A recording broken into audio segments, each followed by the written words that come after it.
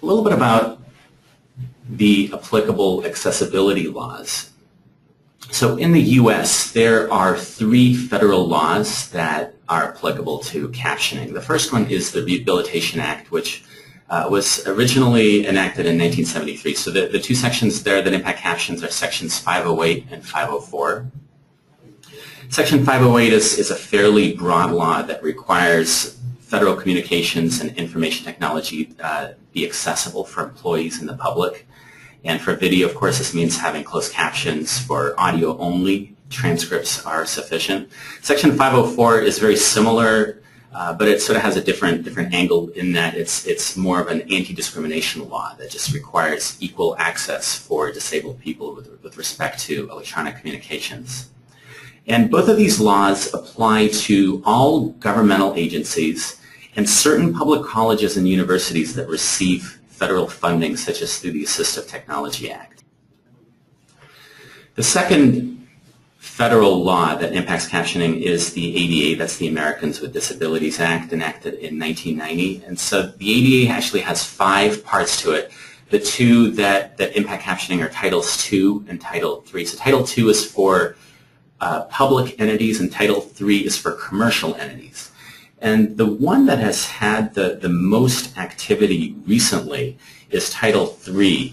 And so the way that's the one for commercial entities. And the bar there with Title III is that in order to qualify for that, you have to be considered a place of public accommodation. And historically, the ADA has really been applied more toward physical structures, such as requiring a ramp for wheelchair access to a building. It has never been applied to online businesses. But one of the landmark lawsuits that happened a couple of years ago was with the NAD, that's the National Association of the Deaf, sued Netflix on the grounds that a lot of their movies, their streaming movies, lacked captions, and they cited the ADA Title III. And one of Netflix's arguments was that they do not qualify as a place of public accommodation. And the courts ended up ruling in the end that Netflix does qualify as a place of public accommodation, and they end up settling, and Netflix has captioned, I think, close to 100%, if not 100% of all of their content at this point.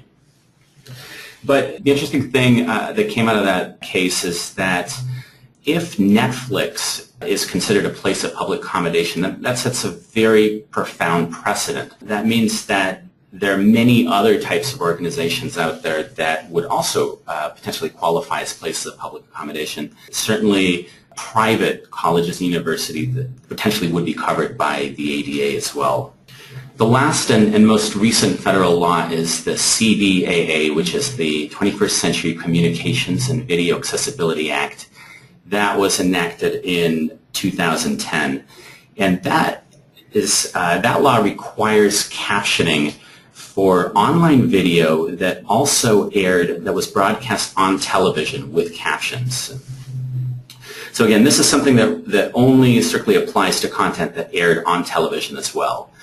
And the most recent update with the CDAA is that about a month ago, or in July of this year, the FCC ruled that video clips are also covered by the CDAA. So if you publish, for example, a 2-minute video clip that's part of a 30-minute TV show, then you have to add captions to that by law. Also, earlier in the year, in February of this year, the FCC published some rules around captioning quality. In the past, this was sort of a gray area about how good do captions really need to be, but FCC sort of quantified a lot of that and really just sort of standardized the requirements for captioning quality. And that rule was broken up into 4 parts. So one is captioning accuracy, that the accuracy really needs to be pretty much flawless, at least 99% accurate. It provided some leniency for live captioning, which is understandable, but for post-production captioning, they pretty much said the accuracy needs to be flawless. The second part of it was synchronization. Captions really need to be pretty much perfectly aligned with the audio track.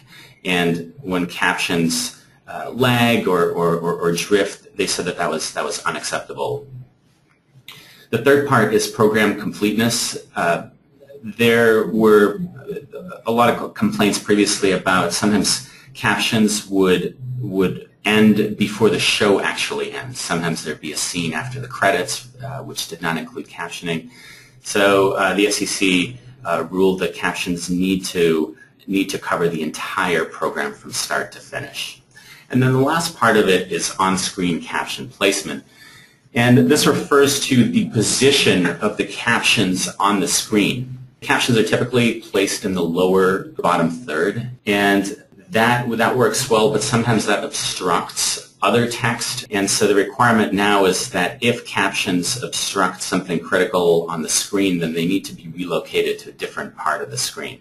And so we actually have a patent pending process that we use for this, where we actually go through and we look at the pixels on each frame, and if we notice that the captions are obstructing critical text, then we'll automatically reposition the captions, and that's something that's done automatically.